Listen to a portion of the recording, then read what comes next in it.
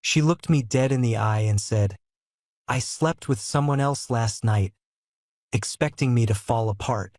Instead, I raised my glass and whispered, "Congratulations." Everyone always thought I was the soft one in our marriage.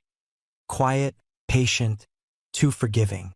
But that night, as my wife waited for the explosion she thought she deserved, she had no idea I'd already uncovered everything. And trust me, I wasn't done yet. Before I tell you what happened, hit that like button, subscribe, and drop a comment. It keeps stories like this alive. The evening had been ordinary in that dull, comforting way routines tend to be. I came home from another long shift at the engineering firm. The city lights flickered through the rain outside our windows. Our apartment smelled faintly of rosemary chicken. She always cooked when she wanted to look innocent. I loosened my tie, kicked off my shoes, and stepped inside the living room where she sat on the couch. Legs crossed, arms folded, face carved from stone. Something in her posture made the air feel heavier. 7 years of marriage will teach you to hear the words someone hasn't spoken yet. "Mark," she said, her voice flat, rehearsed. "Sit down. We need to talk." I lowered myself into the chair across from her. The leather was cold, almost as cold as the silence stretching between us. Rain tapped the windows like impatient fingers. I felt the hollow, maybe, but calm. That was the part she didn't expect. She leaned forward, eyes narrowed, searching my face like she was hunting for fear. "I slept with someone last night." The words floated across the room, sharp enough to cut, but they landed on me like I had been waiting for them. Because I had, for days. She waited for the meltdown, for broken glass, for shouting, anything to make her feel powerful. Instead, I reached for the small bottle of whiskey on the side table, poured 2 fingers, and took a slow sip. "Congrats," I said, steady as a surgeon. Her expression cracked like thin ice under a heavy boot. "That's it?" she snapped. "That's all you have to say?" I looked at her over the rim of my glass, swirling the amber liquid the way my father used to when he was deciding whether to start a fight or walk away. "What do you want me to say, Jenna? You made your choice." She shot to her feet, hands shaking with something that wasn't guilt. No, this was frustration. Real, ugly frustration. "You don't even care, do you? 7 years, and you don't even care." Oh, I cared. I cared enough that the truth had gutted me 5 days ago when her winter coat slipped off its hanger and a hotel receipt fell out. The Grand Meridian, room 712. One night, 2 guests. Same night she said she was at a work dinner. I cared when I saw her phone light up at 2 in the morning, screen flashing with a name I didn't recognize, Ryan, and I watched her silence it with a guilty flick of her wrist. I cared when she crawled into bed smelling like cologne I'd never worn, and later, after she fell asleep, I'd unlocked her phone. Our anniversary was still her passcode, which felt like its own insult. I scrolled through months of messages, each one a little dagger. Flirty jokes, secret plans, pictures she'd never taken for me, and descriptions of our marriage that made me feel like a stranger in my own home. She wrote things like our life was predictable, that our intimacy felt like checking a box. She told him she fantasized about him while lying next to me. So yes, I cared. And then something inside me simply switched off. But I didn't let any of that show. Not tonight. Not yet. Jenna paced the room like a trapped animal, her breath quickening. She wanted chaos. She wanted tears. She wanted a dramatic scene she could twist later into some story about how I drove her away, how I was too emotional, too fragile. But there I sat, calm, silent, unmoved. Because 5 days of knowing the truth had changed me. 5 days of building a plan piece by piece while pretending everything was normal. 5 days of hearing her say, "I love you," with the same mouth she used to whisper to him. "Say something." she demanded again. I stood slowly, setting the empty glass on the table. What do you want me to say, Jenna? That I'm shocked? Hurt? Broken? You forfeited the right to see any of that. Her face twisted, confusion bleeding into panic. Why are you acting like this? Acting. Funny word. I wasn't acting. I was done acting. I walked past her toward the bedroom, ignoring the tremor in her voice as she called after me. I wasn't grabbing evidence or proving anything. Not yet. I just needed space, air, silence. My hand brushed the doorframe as I paused, feeling the weight of the moment but refusing to let it crush me. Behind me, she said, "You're supposed to fight for me." I closed my eyes for a brief second. "I already did," I said. "You just didn't notice." I didn't go far, just into the hallway outside our bedroom, leaning against the wall as if it were the only thing holding me upright. The quiet buzz of the city seeped through the bricks, a muffled reminder that life kept moving even when yours cracked open. I could hear Jenna pacing behind me, her frustration swelling into something nearly frantic. She wasn't used to losing control. Not of me, not of anything. And the more silent I became, the harder she pushed, like my calm was a threat she couldn't understand. I walked back into the living room, and she stopped mid-stride, eyes wide, waiting for me to break.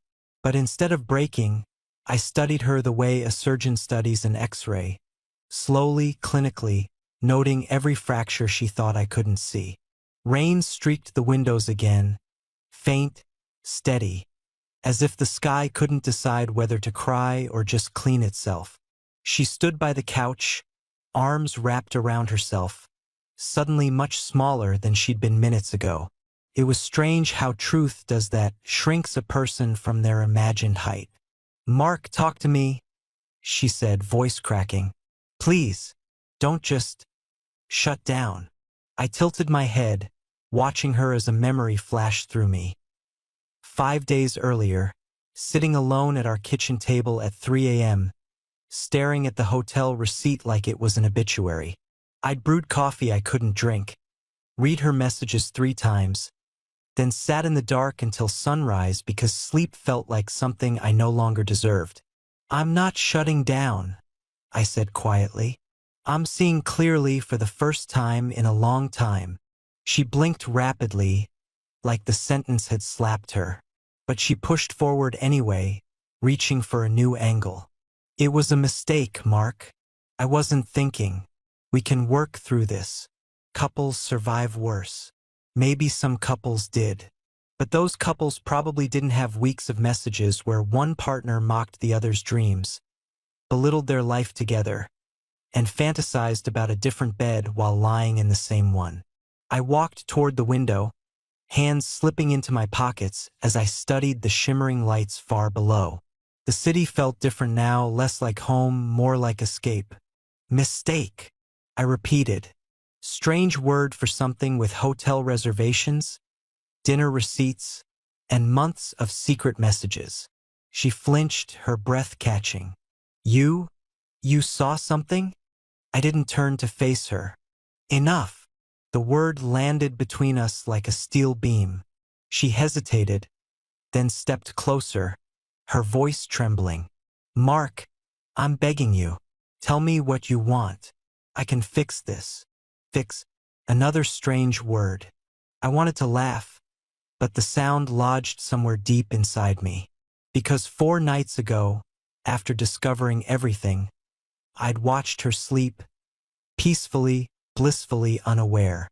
I'd studied the curve of her shoulder, the rise and fall of her breathing, the way she murmured and shifted beneath the covers. I'd realized then that love doesn't protect you from betrayal. Sometimes it only blinds you long enough to let it happen. I finally turned around. Jenna froze. "What I want," I said, "is the truth, not the version you rehearsed in your head. Not the one that makes you the accidental victim. The real truth." She opened her mouth, closed it, opened it again. And then the flood came. Half-truths, excuses, phrases like, I felt lonely, I was confused, it didn't mean anything, I didn't think you'd ever find out. She kept talking, trying to throw words over the widening chasm between us, but every sentence only reminded me of the messages she'd sent him where she called our life predictable, where she said I lacked passion, where she told him she imagined him while she touched me. Stop, I said finally, lifting a hand. She fell silent, chest rising and falling quickly. I stepped closer, not out of affection, but because distance felt dishonest now. You want to know what hurts the most? I asked. It's not the cheating. Her breath hitched. Then what? It's that you let me build a life with someone who checked out long before she told me the truth. She pressed a hand to her mouth as if she could push the tears back in. But tears weren't going to fix anything. Not tonight. She wiped her face quickly and whispered, Tell me how to make this right. I studied her for a long moment. Not the woman I married. The woman standing here now, haunted, trembling, desperate to rewrite what she'd already written. You can't, I said. Not tonight. Not with words. Something inside her shattered then. I could see it happen, the collapse. She sank onto the couch, fingers gripping the cushion like she needed something solid to hold on to. But I didn't sit. I stayed standing, not out of pride, but because the ground felt too unsteady to share with her. Silence draped over the room like heavy velvet, deep, suffocating. Thunder rumbled far off in the distance, low and tired. And then my phone buzzed. Jenna stiffened instantly. One small vibration, and the color drained from her face. Because she knew. She knew that someone else, somewhere, was involved in this moment. She whispered, Who is that? I looked down at the screen, unreadable, and I didn't answer. The silence itself was an answer she couldn't bear. She rose again, fear clawing across her expression. Mark, what's going on? I met her eyes, my voice steady, measured, unshaking in a way she'd never heard before. You wanted a conversation, I said. Now we're going to have one. That was the moment the balance shifted. Not loudly, not violently, just a slow, deliberate turning of the tide. And she felt it, deeply. The air felt different, charged, buzzing the way the atmosphere changes right before lightning strikes. Jenna watched me with wide, unsteady eyes, as if she sensed something approaching but couldn't tell from which direction. My phone buzzed again, vibrating against my palm. I didn't flinch. I didn't look away, and that terrified her more than anything else had. Mark, she whispered, please, tell me what's happening. I slipped the phone into my pocket, slow, deliberate, and walked toward the dining table where a stack of documents lay inside a plain, unmarked envelope. I had set it there earlier, hours before she ever confessed, because some part of me knew this night would fracture open sooner or later. I placed a hand on the envelope but didn't pick it up yet. Instead, I studied her. The woman trembling before me wasn't the same woman who had once danced barefoot in our kitchen at midnight, laughing as we burned pancakes and drank cheap wine. That woman had vanished long before the affair ever happened. I just hadn't wanted to see it. You asked for honesty, I said quietly. I think it's time you had some. Jenna swallowed hard. Mark, I told you everything. I told you I made a mistake. No, I interrupted. You told me the version of the story that hurts you the least. Her lips parted, but the words refused to come out. I opened the envelope and spread its contents across the table like a dealer laying out cards in a high-stakes game. And in a way, that's exactly what it was. Her breath caught the moment she saw the first page. Not the last, the first. A printed screenshot of her messages. Lines of flirtation, desire, mockery, all written in her own hand. She didn't touch it. She didn't dare. I slid the next page forward. A hotel receipt with her signature. Then another. A credit card statement with highlighted charges, dinners, drinks, reservation fees. Some of them charged to our joint account. Her knees buckled slightly, and she gripped the back of the chair as if gravity had suddenly doubled. How did you get all this?" she whispered. "It wasn't hard," I said. "You weren't careful." Her eyes flicked toward the envelope again, dread growing inside them like dark water rising in a hallway. I reached in and pulled out the last set of pages, photographs, time-stamped, clear, undeniable. A man's arm around her waist as they entered a hotel, the two of them laughing on the sidewalk.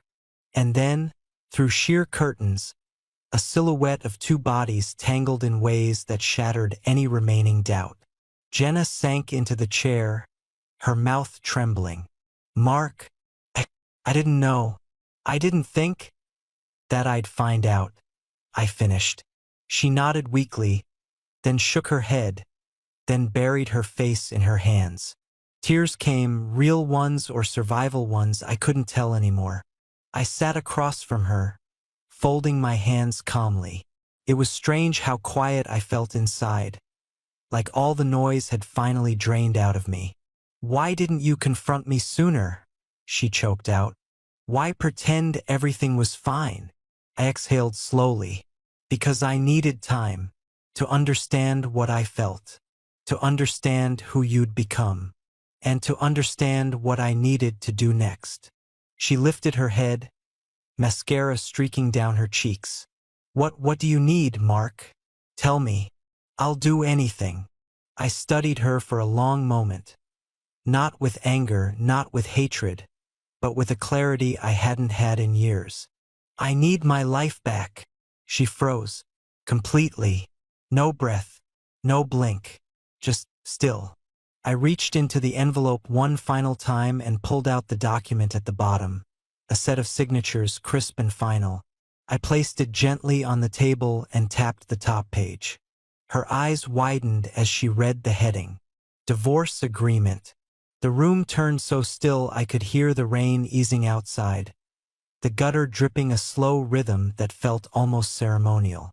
Jenna shook her head violently. No, no, Mark, please. You can't, don't do this. Not us. Not like this. I pushed the papers toward her. You ended us before I ever held those documents. I'm just acknowledging what already happened. She scrabbled at the pages with trembling fingers, her words spilling out like broken glass. Cutting, desperate, frantic. "Mark, I'll leave him. I'll go to therapy. I'll do anything. Please, you can't throw away 7 years. You threw them away," I said softly. "I'm just choosing not to live in the ruins." She reached for my hand, and for a split second, instinct almost made me let her. But then I remembered. Every message, every lie, every night she climbed into our bed smelling like a life I wasn't part of. I pulled my hand back. Her face crumpled as if the gesture itself had cracked something in her chest. "Sign them," I said. "We'll divide things fairly. You'll have time to figure out what comes next." She covered her face again, shoulders shaking, a sound escaping her that barely resembled a person. But I stayed quiet, steady, present in a way I hadn't been for years. After a long stretch of hollow silence, she whispered through her fingers, "Where will you go?" "Somewhere peaceful," I answered. "Somewhere I can breathe again." She lowered her hands, eyes red, voice small. "Mark, please don't leave me like this." I stood, picking up the packed overnight bag I'd hidden earlier in the hall closet. "I'm not leaving you," I said. "You already left me. I'm just walking out the door you opened." Her tears fell harder, faster. But tears were no longer my responsibility. I walked to the front door, paused, and looked back at the shattered scene behind me. Papers scattered, memories fading. a woman crumbling under the weight of her own decisions. I didn't feel triumph. I didn't feel revenge. I felt release, a quiet, steady release that filled my lungs with something close to freedom. I opened the door. Jenna whispered, "I'm sorry." Whether she meant it for me or for herself, I never learned. I stepped into the hallway, closed the door gently behind me, and as I walked toward the elevator, I realized something unmistakably true. Silence, real, deliberate silence, sometimes speaks louder than rage ever could. If you want more stories like this, make sure you subscribe, leave a like, and drop a comment.